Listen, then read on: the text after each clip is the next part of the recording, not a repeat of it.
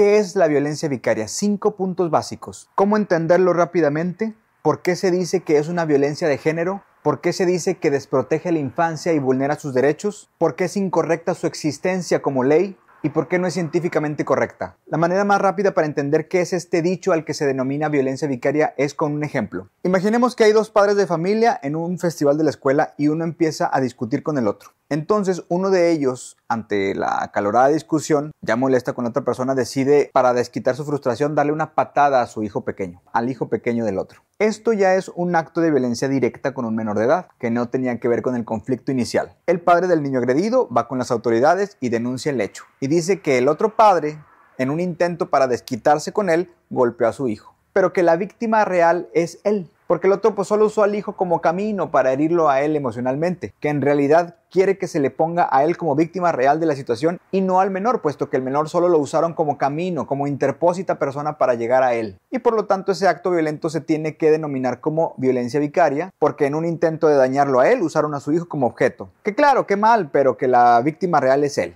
Ahora sí entendemos lo ridículo de esta propuesta de ley. Ahora sí entendemos lo grave que es que la victimización la quiera tomar el adulto y no el niño, que fue el que directamente le hicieron el daño. Entonces vamos al punto número 2. Aquí no acaba la ridiculez de esta propuesta de ley, porque resulta que se dice que es un tipo de violencia de género, y de un género en específico, hacia la mujer. Quiere decir que quienes la proponen dicen que este tipo de situaciones solo existen de parte de un hombre hacia una mujer y jamás a la inversa. Es un tipo de violencia que la denominan de género porque solo asume que la mujer es incapaz de cometer este tipo de violencia vicaria, porque fue específicamente diseñada para proteger a un género, el femenino, por lo que no existe un escenario en el que la víctima pueda ser un hombre. Y luego los movimientos feministas, como respuesta ante la pregunta de por qué esta ley tiene que defender a un solo género, ellos responden: esta ley es solo para defender mujeres, ustedes creen su propia ley. Como si eso fuera la solución en general. Imaginemos un país donde para cada situación tenga que haber una ley que defiende específicamente a un hombre y otra a una mujer. Imaginen una institución creada solo para una mujer y otra sola para un hombre cuando la problemática es la misma. Eso causaría, está causando al Estado a estar invirtiendo recursos monetarios millonarios en problemáticas que son generales en la sociedad, aunque tengan sus características casuísticas e individuales. En el punto número 3, aparte de que es de género, desprotege a la infancia, porque ante una denuncia de violencia hacia un menor, se propone reportar a la persona adulta, o sea, una mujer, a la madre, como la víctima directa del delito y no al menor, vulnerando sus derechos, haciéndolos ver como cosas, como objetos ante el atropello, centrándose en las causas emocionales que la mujer adulta puede estar pasando primero al del menor. Si bien ante un acto violento hay víctimas colaterales, no se puede invisibilizar el daño claro a los menores por considerarlo solo como el camino ante un objetivo independiente. En el 4º punto seguimos con los errores de su existencia como ley vicaria. Porque acorde a nuestra Constitución Política en México, el hombre y la mujer son iguales ante la ley, según el artículo 4º. Esto significa que todas las personas tienen los mismos derechos y deberes frente a la sociedad y el Estado, sin distinción alguna.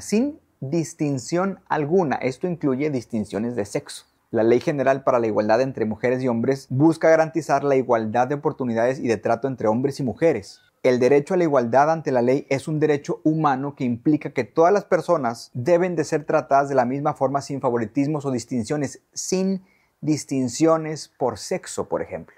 Ahora, ¿puede existir una ley que ya esté promulgada y aparezca en el Diario Oficial de la Federación a pesar de que sea anticonstitucional? Sí puede, aunque hay que demostrarlo mediante un proceso de inconstitucionalidad ante la Suprema Corte de Justicia de la Nación. Y tan esto es posible que por eso existen las reformas de ley, para estar cambiando lo que en su momento se consideraba correcto cuando se comprueba que ya no lo es así. Por lo pronto, las leyes presentadas, promovidas, discutidas, votadas y promulgadas por células feministas infiltradas en todos los círculos de poder, obviamente harán que este tipo de leyes existan y estén tipificadas en cada estado. El propio Senado de nuestro país con orgullo las acepta como símbolo de obediencia ante un lobby político claramente controlado por organizaciones globalistas y de orden mundial. Como 5º punto, ¿de qué manera este tipo de leyes de género se pueden tumbar? Pues de entrada con argumentos jurídicos y científicos, para lo que los expertos de garipa.org, una página que les promuevo visitar, que es un grupo científico de acción global para la investigación integral de alienación parental, han desarrollado, entre otras publicaciones, este libro que es una colaboración entre 33 investigadores y profesionistas de 8 países. La obra se enfoca en aportar una perspectiva científica y ética sobre la violencia vicaria.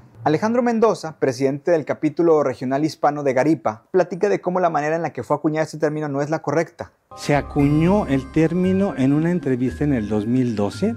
Un término no se puede acuñar durante una entrevista. Hay un blog del 2016, un blog no es una referencia científica. Hay un borrador de una ponencia de un congreso académico en el 2018 y es de la misma autora. Un borrador de una ponencia en un congreso no es un documento revisado por pares.